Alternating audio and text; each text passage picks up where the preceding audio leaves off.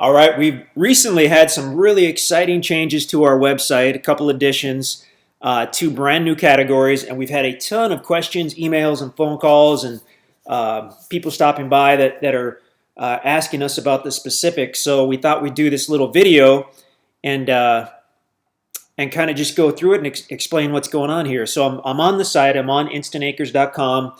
You've probably been here already. You can see the featured property at the top. And then when you page down just a little bit, you see the categories of land available. So for years and years and years, the last 15 years basically, we've had two categories of land. We've had the under 10 acres that you see on the left, and we've got the over 10 acres. And that's been it. Everything we sold fit right into those two categories. They had roughly the same property covenants, which have always been the same as far as setbacks from the road, minimum foundation size when you build your home and cabin and that good stuff. So over the last several years, we've had a lot of people that have been requesting properties with slightly different property covenants. So as the homesteading and off-grid stuff got really huge in the last 5 years or so, we'd get calls daily for people who wanted something that didn't have the requirement of a foundation when they build their home and didn't have a minimum square footage requirement. So about a month ago, we partnered with Regions Land Company, and that's where we came up with this Homesteader Friendly Tracts category. So the Homesteader Friendly Tracts, even though we're partnering with Regions Land on this, it's all sold through our website. So you do it all through us, exact same sales process. The covenants are similar, except for the fact that on the Homesteader Friendly Tracts, there is no requirement. There is no 600 square foot requirement for your residence, and there is no concrete foundation requirement. So instead of having to pour a foundation and build somewhat of a standard home or cabin, you can actually use a portable building for a shipping container home. And we've had people who in the have done a shipping container home in the under 10 and over 10 acre category, but since it would have to be 600 square feet, you've got to get basically two containers. You got to get two 40-foot containers, join them, put them on the concrete foundation, and that's very doable. And for a lot of container homes, that's, people are doing that anyway. But with the Homesteader Friendly Tracts, you can have a single container, you could have a 40-foot, you could have a 20-foot. It doesn't have to be on a concrete foundation. So a lot of options with the Homesteader Friendly Tracts. I'm not going to click on all these because I want to keep this video kind of short. But you can certainly come to InstantAcres.com and click on any of these categories and see things more in depth. Or, as always, call us or email us, and we'd love to chat about it. The other addition, and this is very recent, is we partnered up with Legacy Hunting Land. They sell very similar properties, the same area as all the other tracts, which is the pure Ozarks, so southern Missouri, southwestern and south central Missouri, and parts of northern Arkansas. That's the pure Ozarks. Legacy Hunting Land sells owner-financed land. It's the same situation as with the Homesteader Friendly Tracts. The paperwork's going to say Legacy Hunting Land, but the sales process, all that stuff, it's done right through our site. There's no difference. The Legacy Hunting Land tracts, and let's click on that. And it should, whoop, there we go. Okay, so this goes to the Legacy Hunting Land page. So you're going to see very similar photos, very similar videos. The difference with the Legacy tracts is they were designed from the start for hunters and campers and recreational users. They're all still buildable, completely buildable.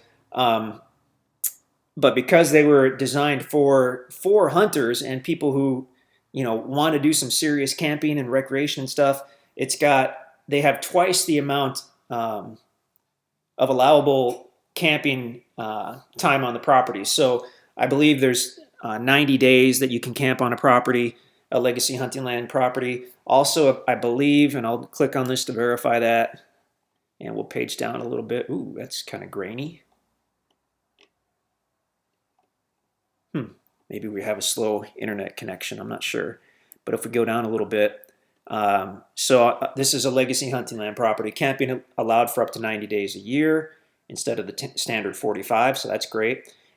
This I thought was really interesting. You can always camp during the scheduled deer hunting season, so rifle season, and the spring and fall turkey seasons, even if that would otherwise put you over the maximum period. So they did not ever want to limit you being able to hunt and camp on your property during deer and turkey season, which is really cool. The other thing we want to mention on the legacy land is because of kind of the internal financing for the legacy hunting land.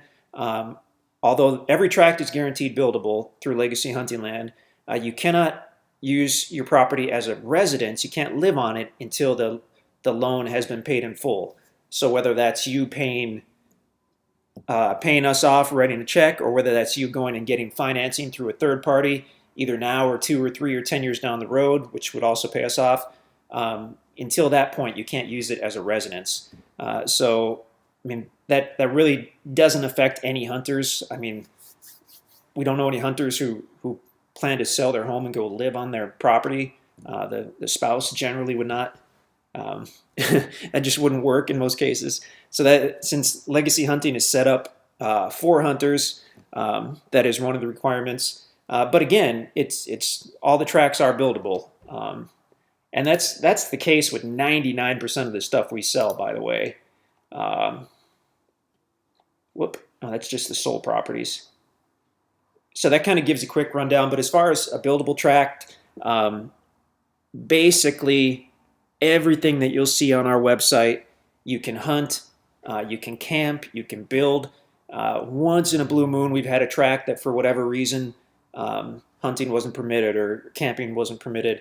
If that's the case, you'll see it in big, bold print on the top of the listing. So otherwise, I mean, you can be pretty confident that anything you're buying through our website, you can build a home or a cabin, you can hunt on it, you can camp on it, all that good stuff. If you have any specific questions, of course, let us know. But yeah, that's a quick rundown of the changes. So as far as how things break down, still 90% of our buyers, as far as the property covenants, the standard property covenants on the under 10 and over 10, 90% of the buyers, those covenants won't affect a single thing that you're going to do. You're going to use them recreationally when you build. If you're building an actual home, 90% of people would build at least a 600 square foot home on a concrete foundation. Can be a slab, could be a crawl space, could be a basement, stem wall. It can be poured concrete or concrete block. So that doesn't affect 90% of our buyers. We're excited to offer the Homestead Friendly option for people who want to go that route. And then we're also excited to have the Legacy Hunting Land option. So the hardcore hunters often prefer to be in an area where there may not be, a bunch of off-gridders.